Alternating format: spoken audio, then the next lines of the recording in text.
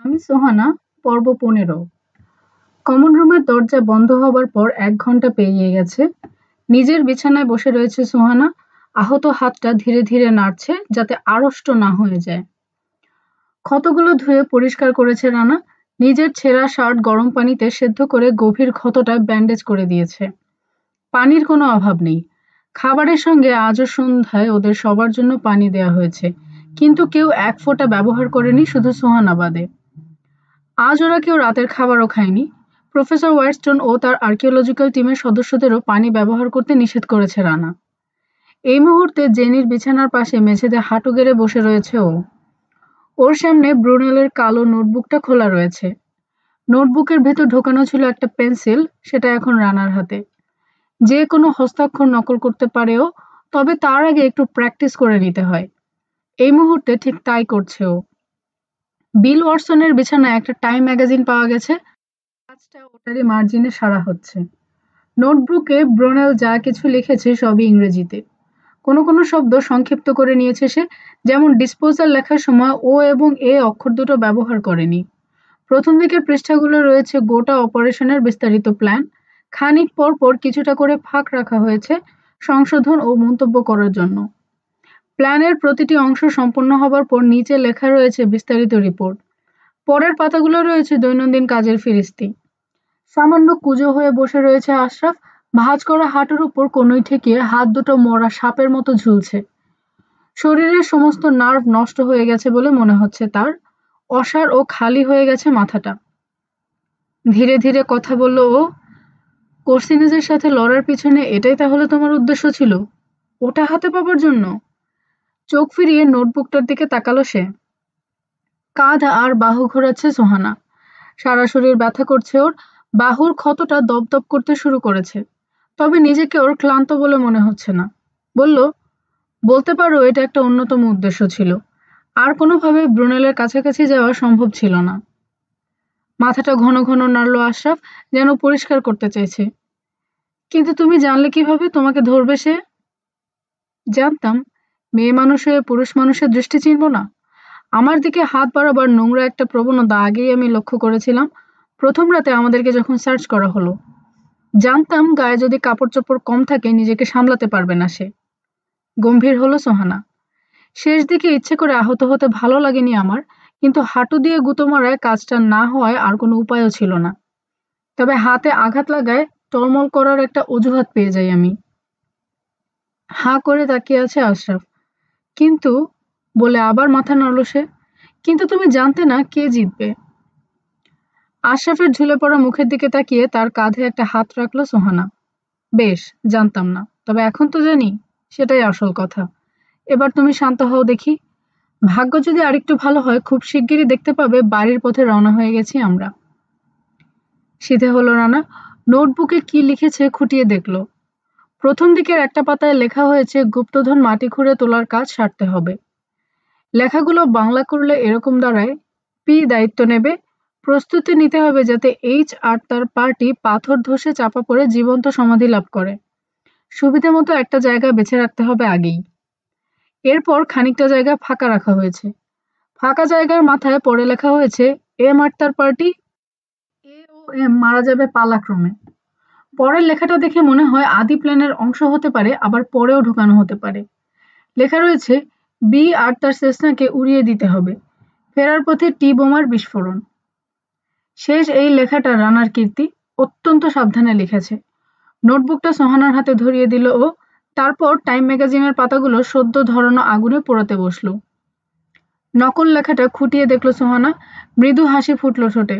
বলল, দারুণ হয়েছে রানা। নোটবুকটা ফিরিয়ে দিল ও। আশরাফ বলল, ব্রুনেল নিশ্চয়ই জানতে পারবে নোটবুকটা তার কাছে নেই। সে যদি সন্দেহ করে ওটা তুমি তার পকেট থেকে মেরে দিয়েছো, তখন কি হবে? জবাব দিল জেনি। আশরাফের পাশে বসে আছে। এরকম একটা সন্দেহ তোমার হতো কি? ওরকম একটা লড়াইয়ের পর, সোহানার হাত ওভাবে জখম হবার পর? না। সব জায়গায় খুঁজবে ব্রুনেল, কিন্তু এখানে নয়। শুধু দেখতে ভালো তা নয়, মেয়েটার দেখছি বুদ্ধিও যথেষ্ট। হাসল রানা। ভয়ে কুঁকড়ে গেছি আমি, সুন্দর আর থাকলাম কোথায়? হেসে উঠল সোহানা। ভয় পেলে আরো সুন্দর দেখায় তোমাকে। আরো প্রায় ৮ ঘন্টা পর সেসনার আওয়াজ পেল ওরা। দূর থেকে আসছে আওয়াজটা। উপত্যকার প্রবেশপথের সামনে এয়ার স্ট্রিপে ল্যান্ড করবে ওটা। আরো ১ ঘন্টা পেরিয়ে গেল।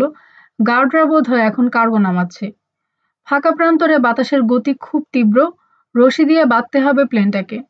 দমকা বাতাস অনেক সময় হঠাৎ ঝড়ের মতো হয়ে ওঠে। তারপর ট্যাঙ্কগুলোয় ফুয়েল ভরতে হবে। ইতিমধ্যে রানার জানা হয়ে গেছে ট্যাঙ্কগুলো ভরা হয় ল্যান্ডিং এর পরপরই। ২ দিন আগের ঘটনা। কমন রুম থেকে বিল ওয়াটসন বেরিয়ে যাবার ১০ মিনিট পরই প্লেনটা টেক অফ করে। খুলে রাখা প্লাগ লাগাতে ওই ১০ মিনিটই লাগার কথা। প্লেনটাকে অচল করে রাখার জন্য প্লাগটা নিজের কাছে রেখে দেয় পাইথন। আমি কিন্তু চাদরটার কথা ভুলিনি, হঠাৎ বলল আশরাফ। কাল রাতে অ্যাকুইডাক্টে ঢোকার সময় রানার সঙ্গে ছিল ওটা, কিন্তু ফেরার পর ছিল না। ওটা যে আমার চাদর তাও আমি ভুলিনি। হেসে ফেলল সোহানা। আমি জানি চাদরটা কোথায়। রানা ছাড়া বাকি দুজন ওর দিকে মুখ তুলল। কোথায়? একযোগে জানতে চাইল আশরাফ ও জেনি। অ্যারেনার বালির তলায়। হা হয়ে গেল ওরা দুজন।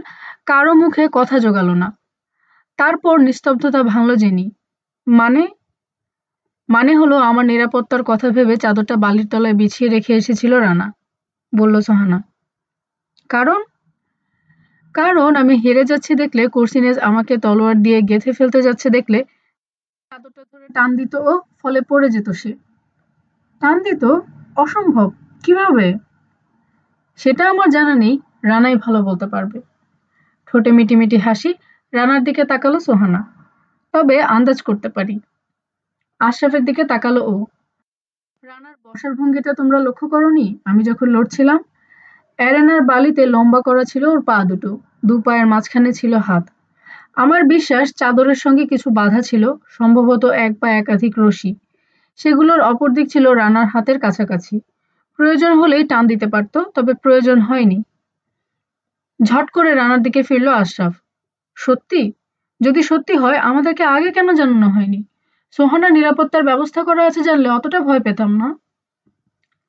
এ ব্যাপারে আমি কোনো মন্তব্য করতে চাই না, বলল রানা।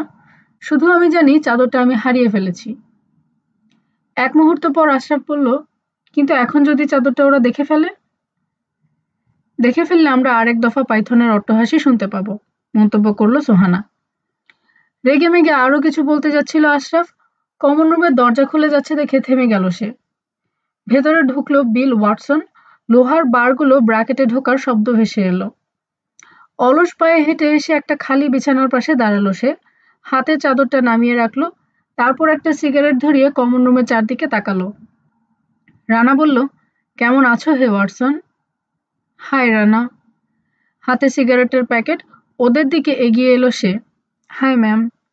সিগারেটের প্যাকেটটা অফার করলো সবাইকে। সবাই প্রত্যাখ্যান করলো। রানা বলল, তুমি বরং নিজেই আরেকটা ধরাও। অবাক হয়ে রানার দিকে তাকিয়ে থাকলো ওয়াটসন। তারপর সোহানার দিকে ফিরল সে। বলল, শুনলাম কোর্সিনেজের সাথে পাল্লা দিয়েছো তুমি ম্যাম। একেবারে পরলোকে পাঠিয়ে দিয়েছো কেমন? রানা বলল, একটা দরকারি জিনিসও তুলে এনেছে ওয়াটসন। ব্রুনেলের নোটবুকটা দেখেছো কখনো? মৃদু হাসলো ওয়াটসন। ভুলেও হাতছাড়া করে না, কেউ নাক ঝাড়লেও লিখে রাখে বেটা। খোলা নোটবুকটা তার হাতে ধরিয়ে দিল রানা। পড়ে দেখো, তোমার আগ্রহ হবার কথা। ভুরু সামান্য কুঁচকে উঠল ওয়াটসনের। নোটবুকটা নিয়ে শেষ পৃষ্ঠার উপর চোখ রাখল সে। ধীরে ধীরে পড়ল ওয়াটসন। হঠাৎ করে তার চেহারা ভাবলেশহীন হয়ে গেল। সবগুলো লেখা আরেকবার পড়ল সে। অবশেষে মুখ তুলে মৃদুকণ্ঠে বলল, বাহ, চমৎকার। এবার নিয়ে ভিক্টর ক্যানিং এর হয়ে ৩ বার কাজ করছি। কখনো ভাবিনি আমার দিকে আঙুল তাক করবে সে। রানা বলল, এখনকার ব্যাপারটা এত বড় যে সে বোধহয় কোনো সাক্ষী রাখতে চাইছে না, এমনকি তোমাকেও নয়। এইমাত্র আমি তার চাকরি ছেড়ে দিলাম। নোটবুকটা রানাকে ফিরিয়ে দিল সে। এইমাত্র নতুন একটা চাকরি পেয়েছো তুমি। সেসনায় তুলে নিয়ে চলো আমাদের ওয়াটসন। $৩০,০০০। স্থির হয়ে গেল ওয়াটসন। দু আঙ্গুলে নিচের ঠোঁটটা টিপে ধরে চিন্তা করছে। কি হলো ওয়াটসন? জানতে চাইল সোহানা। Yes or no? ঝুঁকিটা বড় বেশি হয়ে যায় ম্যাম। রানার দিকে তাকালো ওয়াটসন। তোমরা আমাকে সাবধান করে সত্যি আমি কৃতজ্ঞ রানা, কিন্তু চিরকাল আমি গা বাঁচিয়ে চলতে অভ্যস্ত। প্রতিশোধ নেওয়ার মতো পৌরুষ আমার নেই। কাল আমি স্রেফ গায়েব হয়ে যাব, আর ফিরবো না, ব্যাস। মাথা নাড়ল রানা। আর ২ ঘন্টা পর এখান থেকে বেরিয়ে যাচ্ছি আমরা। সব ব্যবস্থা করা হয়েছে। কোনো শব্দ হবে না। $30,000 ওয়াটসন। তুমি যদি রাজি না হও, কাঁধ ঝাঁকালো ও, বুঝতেই পারছো এখান থেকে তোমাকে আমরা যেতে দিতে পারি না। একটা দীর্ঘশ্বাস ফেলল ওয়াটসন। সেসনা উড়বে না রানা, প্লাগ রয়েছে পাইথনের কাছে। জানি, বলল রানা। তোমার ব্যাগেও এক সেট আছে ওয়াটসন, আরও আছে একটা প্লাগ স্প্যানার। মাটিতে থাকুক আর আকাশে, তোমার প্লেন তুমি আর কারো মর্জির উপর ছেড়ে দিতে পারো না। অবাক হয়ে আশরাফ দেখল ওয়াটসনের ঠোঁটে হাসি ফুটছে। রানার দিকে অনেকক্ষণ তাকিয়ে থাকলো সে, তারপর বলল, দেখা যাচ্ছে তুমি আমাকে খুব ভালো চেনো। তাহলে কথা হয়ে গেল? কাঁধ ঝাঁকালো ওয়াটসন। গেল। কথা দিচ্ছ? জিজ্ঞেস করলো রানা। আমাদের হয়ে কাজ করবে তুমি? দিচ্ছি। পরম স্বস্তি বোধ করলো আশরাফ। উপলব্ধি করলো অচেনা এই লোকটার প্রতিশ্রুতির উপর বিশ্বাস রাখা যায়। বিল ওয়াটসন এখন থেকে পুরোপুরি রানার প্রতি বিশ্বস্ত ও অনুগত থাকবে, যদিও তার বিশ্বস্ততা ও আনুগত্য একটু অদ্ভুত ধাঁচেরই বটে। এক মুখ ধোয়া ছেড়ে কমন রুমের চারদিকে তাকালো ওয়াটসন। আশরাফের মনে হলো কিছু একটা জিজ্ঞেস করতে যাচ্ছে সে। তার আগেই বিছানা ছেড়ে নেমে পড়ল সোহানা। কাঁধটা নাড়া খাওয়ায় ব্যথায় মুখ কুঁচকালো। বলল, দু একটা কাজ এখনো বাকি আছে। আমার সাথে কিছুক্ষণ হাঁটো ওয়াটসন। চাই না শরীরটা আড়ষ্ট হয়ে পড়ুক। শিওর। সোহানার সঙ্গে ধীর পায়ে দরজার দিকে এগোলো ওয়াটসন। রানা বলল, বসে থাকার সময় নেই, আমাদের একটা টার্গেট খাড়া করতে হবে আশরাফ। একটা বিছানা খাড়া করলে কেমন হয় বলো তো? স্প্রিং এর সাথে ভাঁজ করা চাদর আটকে দিলাম। কুড়ের বাচ্চা, তুমি এখন উঠছো না যে? দাঁড়ালো আশরাফ। টার্গেট মানে? নরম একটা টার্গেট, তীর ছোড়া প্র্যাকটিস করব। ওগুলো ভেঙে গেলে চলবে না। রাত 12টা বাজতে 10 মিনিট বাকি। অ্যাকুইডাক্ট থেকে অন্ধকার মরুভূমির হিম বাতাসে বেরিয়ে এলো রানা। টানেলের ভেতর দিয়ে আসতে প্রচুর সময় নিয়েছে ও, কারণ ধনুক ও তীরগুলো সামনে রেখে ঠেলে আনতে হয়েছে। ছুরি দুটো বেল্টের কাছে শিরদাঁড়ার কাছে রেখেছে। পাহাড়ের বাঁক লক্ষ্য করে এগোলো রানা। চাঁদের আলোয় সমতল পাথুরে জমিন আবছা দেখালো। পাহাড়ের ছায়ায় কিছুক্ষণ চুপচাপ শুয়ে থাকলো ও, তাকিয়ে আছে এয়ার স্ট্রিপের দিকে। ওদিকে দাঁড়িয়ে রয়েছে সেসনা। এখানে আধ ঘন্টা অপেক্ষা করবে ও। 30 মিনিটে যদি কোনো গার্ড না নড়ে মনে করতে হবে ঘুমাচ্ছে সে। 10 মিনিট পর নড়ল লোকটা। দপ করে একটা দেশলাইয়ের কাঠি জ্বলে উঠল। Cigarette ধরাচ্ছে guard. সেসনার ছায়া থেকে বেরিয়ে এলো সে। উপত্যকার প্রবেশ পথের দিকে হেঁটে আসছে। প্রবেশ পথের মুখটা রানার ডান দিকে 100 গজ দূরে। পাথরের পাঁচিল ঘেঁষে এগুলো রানা, তির্যক একটা পথ ধরে। লোকটা অর্ধেক দূরত্ব পেরিয়ে এসেছে। রানার কাছ থেকে এখন 30 কদম দূরে সে। ধনুকের ছিলায় একটা তীর লাগালো রানা। দাঁড়িয়েছে এক পা সামনে রেখে, ডান কাঁধটা সরাসরি টার্গেটের দিকে তাক করা। শরীরের ভর খানিকটা সামনের দিকে।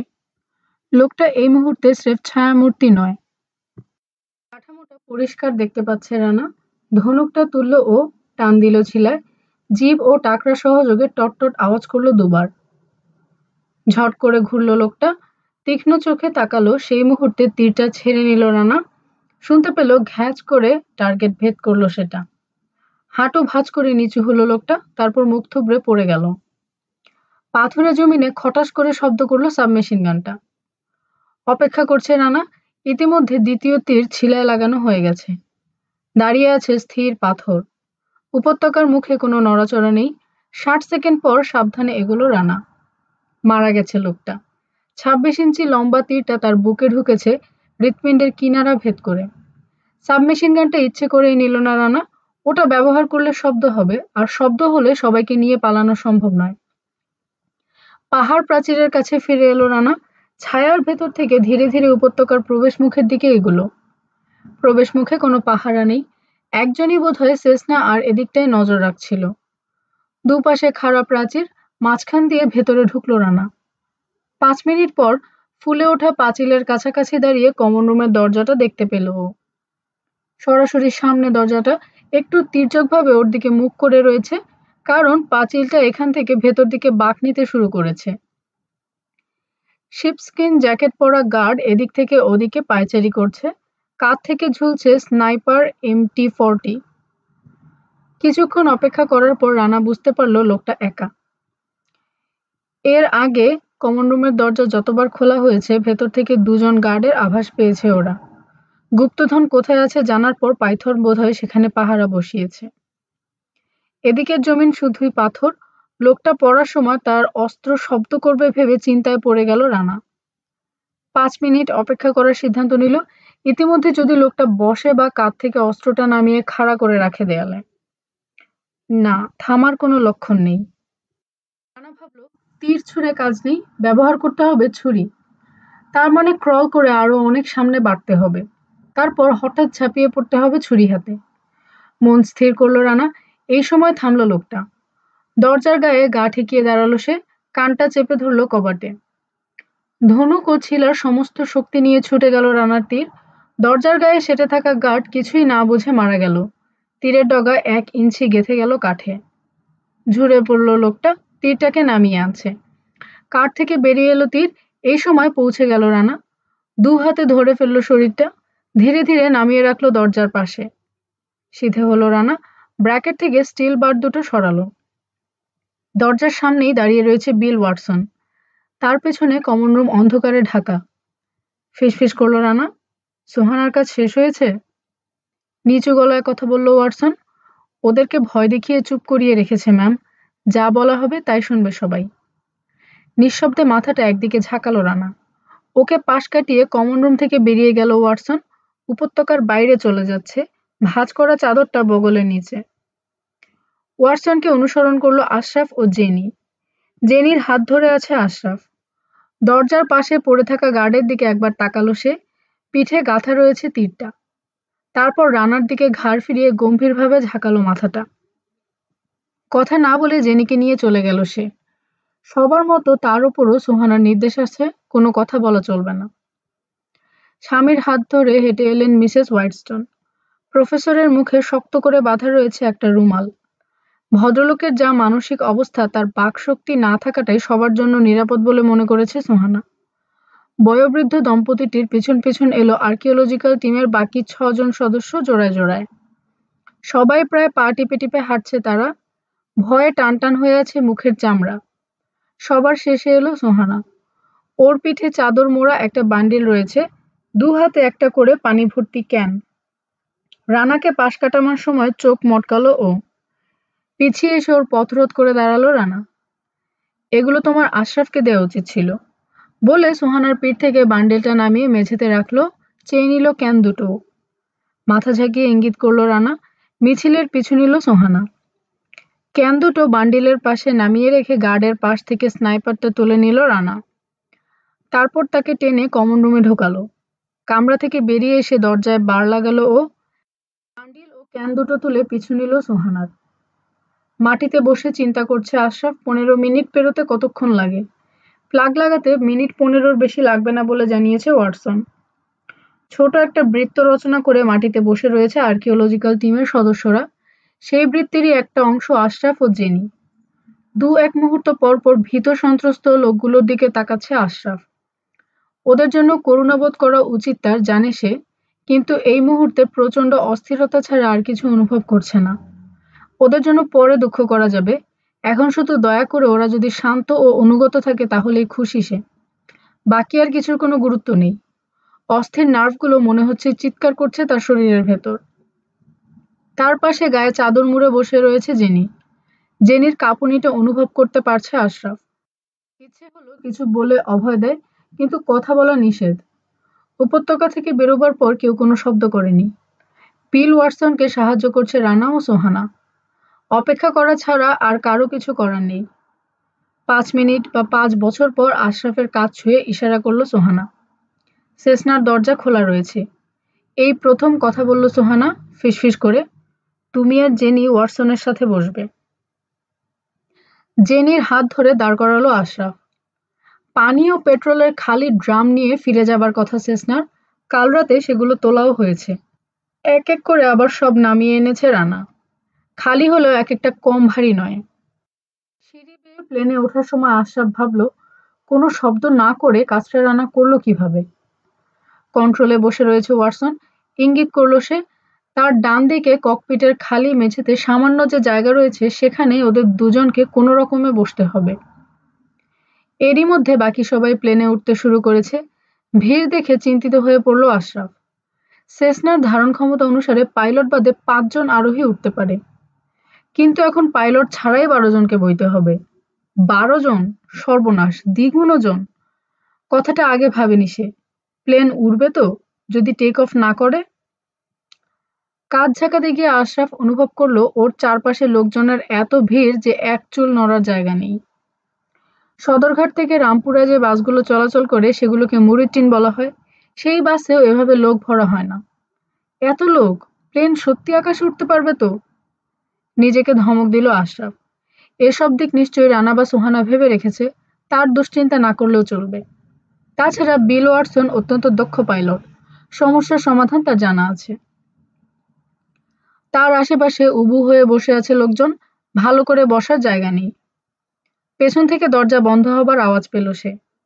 উইন্ডশিল্ড দিয়ে অন্যমনস্কভাবে বাইরে তাকিয়ে রয়েছে ওয়াটসন। হঠাৎ রাগ হলো আশরাফের। প্লেন স্টার্ট দিচ্ছে না কেন? ২ মিনিট পেরিয়ে গেল, নড়ে উঠল ওয়াটসন। কন্ট্রোলে প্রজাপতির মতো ব্যস্ত হয়ে উঠল তার হাত।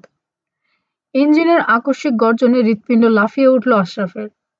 জেনির সঙ্গে তার শরীর এক হয়ে আছে, থরথর করে কাঁপছে মেয়েটা। তাকে শক্ত করে ধরে থাকলো সে। তারপর অনেক কষ্টে ঘাড়টা বাঁকা করে সোহানাকে দেখার চেষ্টা করলো। মুখের ২ ইঞ্চি সামনে ওর পিছনে বসা লোকটার নোংরা শার্ট ছাড়া আর কিছুই দেখতে পেল না। ডায়াল পরীক্ষা করছে ওয়াটসন, কিছুই ঘটছে না। স্টার্ট দেওয়া অবস্থায় অচল দাঁড়িয়ে রয়েছে সেসনা। আশরাফের চিৎকার করতে ইচ্ছে হলো। ইঞ্জিনের প্রচণ্ড শব্দ উপত্যকার শেষ প্রান্ত পর্যন্ত ছড়িয়ে পড়ছে। গার্ডরা শুনতে পাবে, ঘুম থেকে জাগানো হবে পাইথনকে। গুলি ছুটতে ছুটতে ছুটে আসবে সবাই। ঘাড় ফিরিয়ে আশরাফের দিকে তাকালো ওয়াটসন, মৃদু হাসল। ইঞ্জিন গরম করা দরকার, গলা চড়িয়ে বলল সে। ভাইরে ভাই, সেসনা বেটির আজ মহা পরীক্ষা। এত ভার কখনো বইতে হয়নি তাকে। আজ তার সবটুকু শক্তি লাগবে। মাথা ঝাঁকিয়ে হাসল আশরাফ, দেখে মনে হলো ভ্যাংচালো। আরো ৩০ সেকেন্ড পেরিয়ে গেল, হাত দুটো নড়ে উঠল ওয়াটসনের। ঝাঁকি খেলো প্লেন, সামনের দিকে এগুলো ওরা। আটকে রাখা নিঃশ্বাস ছাড়ল আশরাফ। সামনের দিকে তাকালো সে, জমিন সমতল ও সমান, টেক অফ করার জন্য যথেষ্ট লম্বা। পাইলটের দিকে তাকালো সে, ওয়াটসনের চেহারা বরাবরের মতো নির্বিকার, তবে চোখ দেখে বোঝা যায় নিজের কাজে ভারী মনোযোগী সে। ইঞ্জিনের গর্জন আরো বাড়ল, ঘন ঘন ঝাঁকি খেয়ে সামনে এগোচ্ছে সেসনা। ঘামছে আশরাফ, প্লেনের ভেতরটা অত্যন্ত গরম। সে ভাবল, সেসনা যদি টেক অফ করতে না পারে তারপর কি ঘটবে? উল্টে যাবে প্লেন, নাকি স্রেফ দাঁড়িয়ে পড়বে, কিংবা হয়তো।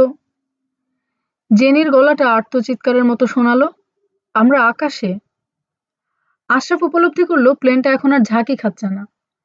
উইন্ডশিল্ড দিয়ে বাইরে ওপরে তাকালো সে, ২-১টা তারা দেখা যাচ্ছে।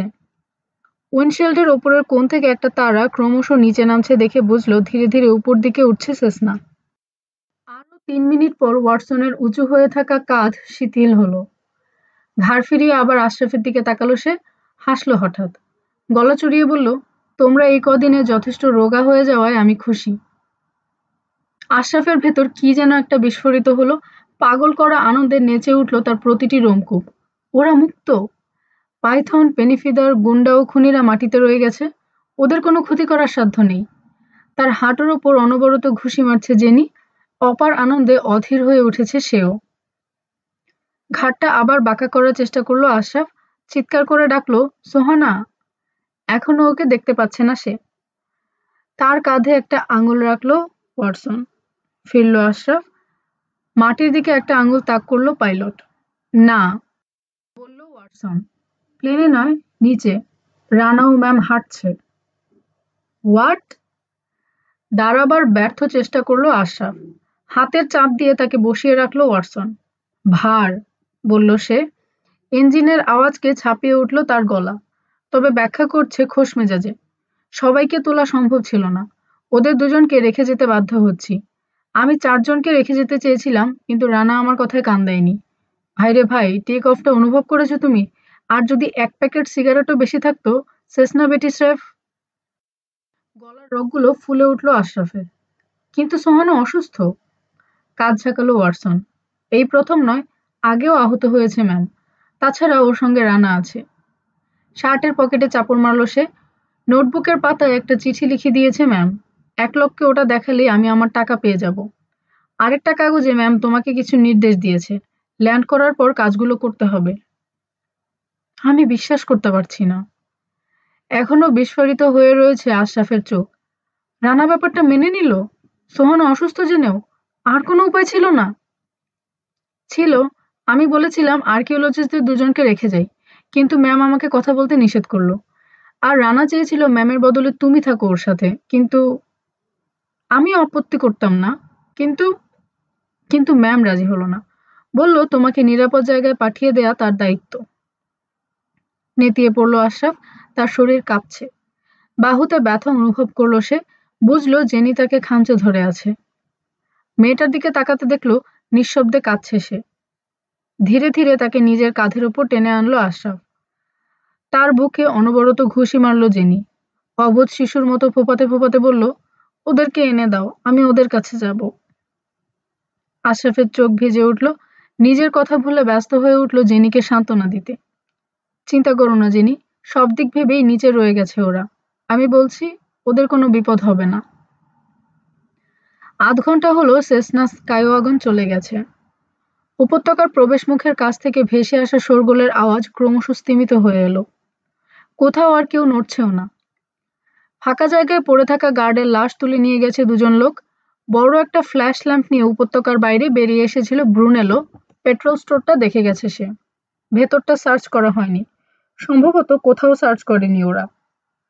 পাইথনের ভরাট গলা একবার মাত্র চড়েছে, তারপরই থেমে গেছে সমস্ত হইচই।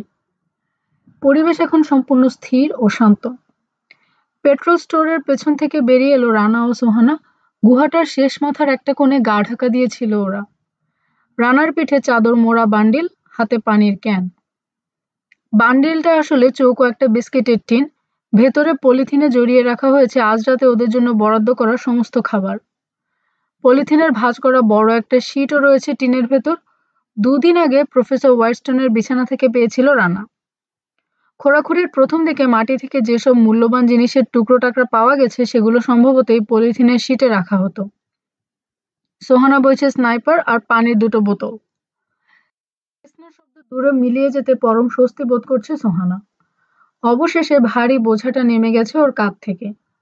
এই বোঝাটা ওদের কাঁধে ছিল বলেই নিজেদেরকে মুক্ত করার জন্য বড় ধরনের কোনো ঝুঁকি নিতে পারেনি ওরা। ও আর রানা।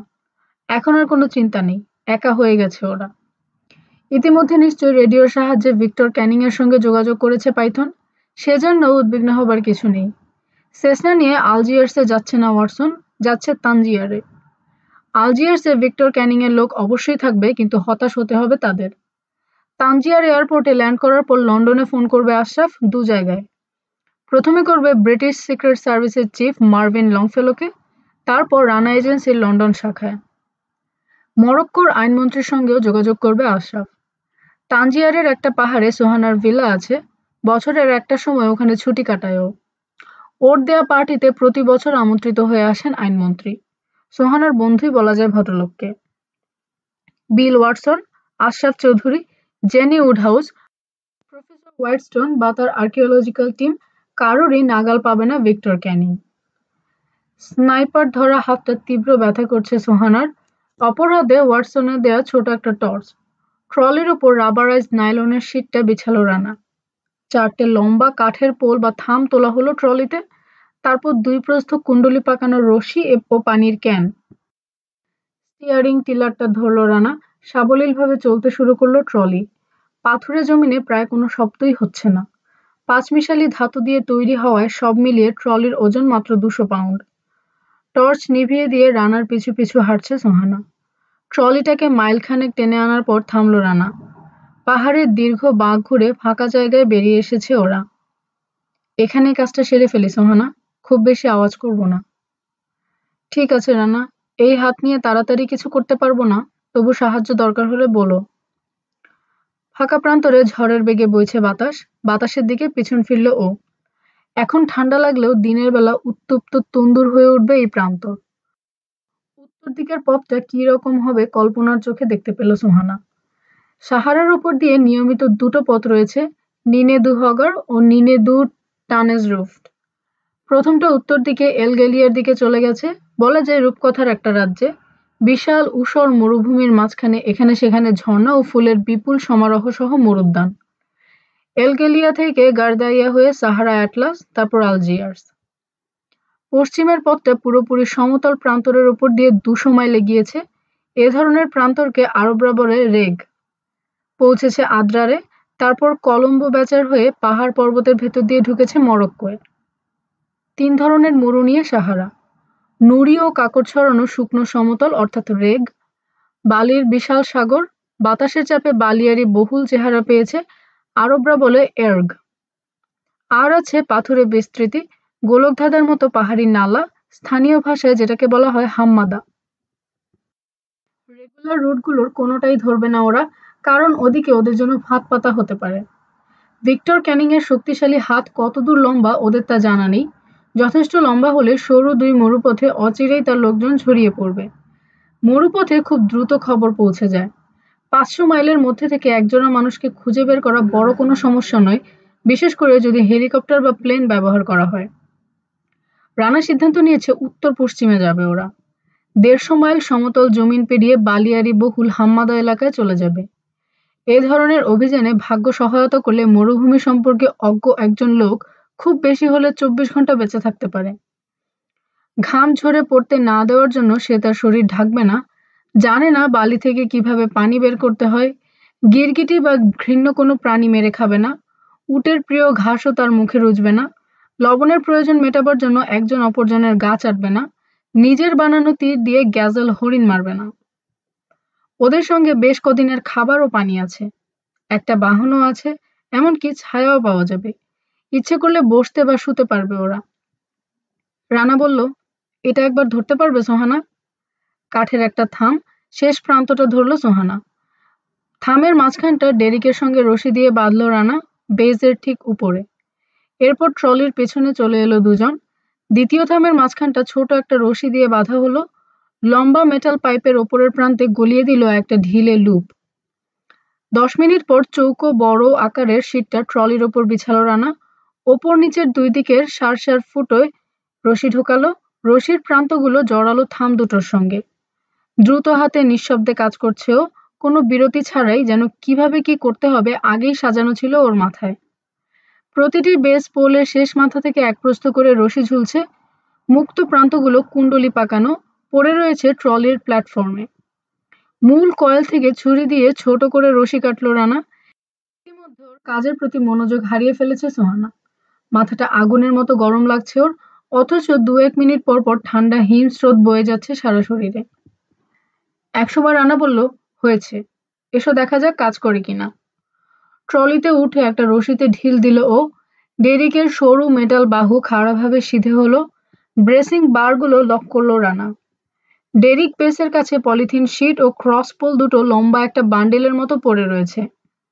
সোহানাকে উপরে উঠতে সাহায্য করার জন্য নিচের দিকে একটা হাত বাড়ালো রানা। ট্রলির পেছন দিকে সরে এলো ও, গুড়ি মেরে বসলো একটা বারের পাশে। প্ল্যাটফর্মের 1 কি 2 ইঞ্চি উপরে বেরিয়ে রয়েছে ওটা, গা থেকে ঝুলছে অনেকগুলো রশির প্রান্ত। ডেরিকের মাথা থেকে পুলি সচল হবার পর আওয়াজ পেল সোহানা। মাস্তুল বেয়ে উপরে উঠল বিরাট চৌকো পাল, সঙ্গে সঙ্গে বাতাসে ফুলে উঠল সেটা, চলতে শুরু করলো ট্রলি। চিৎকার করে উঠল রানা, জেসাস, টিলারটা ধরো সোহানা। শরীর লম্বা করে দিয়ে টিলারটা ধরল সোহানা। ছোট ফ্রন্ট হুইল ঘোরালো, ট্রলিটা যাতে সোজা একটা পথ ধরে এগোয়। ওর পেছনে খুশিতে আপন মনে কথা বলছে রানা, অনেকগুলো রশির প্রান্ত নিয়ে টানাটানি করছে। কোনটা ঢিল দিল একটু, কোনোটা টানলো। অদ্ভুত দর্শন পালটাকে নিখুঁত করার চেষ্টা, ঠিকমতো যাতে বাতাস পায়। অবশেষে রানার হাসির আওয়াজ পেল সোহানা। নির্ঘাত 12 নটে ছুটছি আমরা সোহানা। বাহনটাকে তোমার কেমন লাগছে? ভালোই, তবে ওকে তোমার ধরতে হবে রানা। কাঁধের উপর দিয়ে রানার দিকে তাকালো সোহানা। টিলারটাকে বেঁধে ফেলো যাতে খুব কম নড়ে, তাহলে বড় কোনো ঝাঁকি খেলেও ঘুরবে না বা থামগুলো ভাঙবে না। ঠিক আছে। হামাগুড়ি দিয়ে সোহানার পাশে চলে এলো রানা, হাতে রশি। কাকড় ও নুড়ি ছড়ানো জমিনের উপর দিয়ে বেশ দ্রুত ছুটছে ট্রলি। তেমন একটা ঝাঁকিও খাচ্ছে না। ভয় দমকা বাতাসকে, আর নজর রাখতে হবে কোর্সের দিকে। তাছাড়া আপাতত আর কোনো চিন্তা নেই। ভাগ্য খুব একটা খারাপ না হলে বাতাসটা টিকবে। ওরা জানে মরুভূমির বাতাস 100 দিনে মাত্র 6 দিন গতি হারায়। ধু ধু প্রান্তরে কোনো বাধা নেই, এক দিগন্ত থেকে আরেক দিগন্ত পর্যন্ত প্রান্তরটা সম্পূর্ণ ফাঁকা। পরে অবশ্য এই শক্ত প্রান্তর থেকে বালিময় মরুভূমিতে গিয়ে পড়বে ওরা। তবে সেখানে আরো ভালোভাবে ছুটবে ওদের স্যান্ডিয়ট, যে কোনো লরি বা ট্রাকের চেয়ে ভালোভাবে। ঝুরঝুরে আলগা বালিতে ট্রাকের চাকা পিছলে যায়। ওদের ট্রলির কোনো ড্রাইভিং হুইল নেই, এটাকে শক্তি যোগাচ্ছে পালটা। টিলারটা আলগাভাবে বাঁধলো রানা। কোর্স ঠিক আছে তো সোহানা? ঠিক আছে। এটা একটা অদ্ভুত গুণ সোহানার। কম্পাস না থাক, আকাশের তারা না থাক, এমনকি চোখ বেঁধে দিলেও নির্ভুলভাবে দিক নির্ণয় করতে পারে ও। হাত বাড়িয়ে ছুরিটা চেয়ে নিল, চোখ বুলালো আকাশে। প্ল্যাটফর্মের গায়ে তির্যক একটা রেখা তৈরি করলো ফলার ডগা দিয়ে। রেখাটা পোল স্টার বরাবর রাখবে, তাহলে আর দিক হারাতে হবে না। মাথা ঝুঁকিয়ে আবার ট্রলির পেছন দিকে ফিরে এলো রানা। পালটাকে অ্যাডজাস্ট করলো। একটা চাদরের ভাঁজ খুলে ট্রলির উপর বিছালো ও। তুমি শুয়ে পড়ো সোহানা। দ্বিতীয়বার অনুরোধ করতে হলো না, শুয়ে পড়ল সোহানা। কোনো কাজ থাকলে ডেকো আমাকে, বলল ও। ডাকবো। কেমন আছে হাতটা? আছে। চোখ বুজলো সোহানা। কয়েক সেকেন্ড পর বলল, কাজটা শেষ করা গেল না বলে খারাপ লাগছে রানা। পাইথন আর পেনিফিদার সুযোগ পেলেই প্রতিশোধ নিতে চেষ্টা করবে। খারাপ আমারও লাগছে, কিন্তু আমাদের সাথে নিরীহ ও আনাড়ি কতগুলো লোক থাকায় ঝুঁকি নেওয়া উচিত হতো না। ওদেরকে নিয়ে সেসনা চলে যাবার পর অবশ্য একটা ঝুঁকি নিতে পারতাম আমি, কিন্তু তোমার হাতের কথা ভেবে সাহস পাইনি। হ্যাঁ, ঝুঁকি নেওয়া উচিত হতো না। অনেকক্ষণ আর কোনো কথা হলো না। তারপর রানা বলল, তবে পাইথনের সাথে আবার আমার দেখা হবে সোহানা। হয়তো আমিই ওকে খুঁজে বের করব। ব্যাপারটা যখন শুরু হয়েছে এর শেষটা আমাকে দেখতে হবে। ভৌতিক একটা ভয় নিয়ে বেঁচে থাকা সম্ভব নয়। সোহানা? রানার কথা শুনতে পায়নি সোহানা, ঘুমিয়ে পড়েছে। কালো আকাশের গায়ে জ্বলজ্বল করছে তারাগুলো। তরতর করে এগিয়ে চলছে ওদের ট্রলি।